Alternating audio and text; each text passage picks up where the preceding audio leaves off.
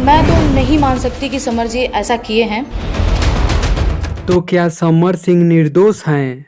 कि समर जी बोल रहे हैं कि अगर मैं दोषी पाया गया तो मुझे जो सज़ा मिल जाए वो काफ़ी है, चलेगा, मैं सज़ा भुगतने के तैयार हूँ। लेकिन अगर वो ऐसा किए रहते तो वो ऐसा नहीं बोलते हैं।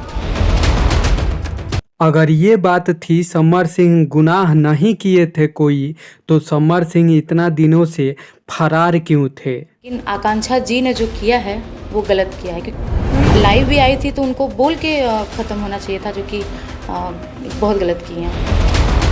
अगर आकांक्षा की हत्या हुई है, आत्महत्या नहीं की है, तो आप कैसे कह सकते हो कि आकांक्षा ने बहुत बड़ी गलती की है?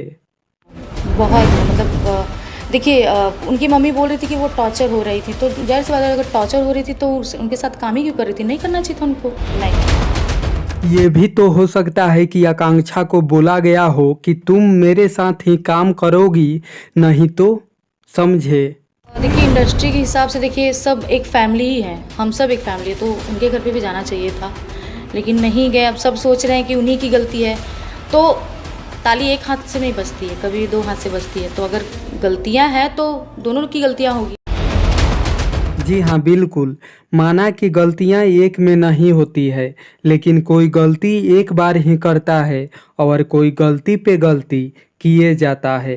हो सकता है यही बात हो। अगर कोई किसी का गलतियाँ, किसी का सितम कितना दिनों तक सहेगा। खैर, ये मैडम कोई एक्ट्रेस है भोजपुरी का।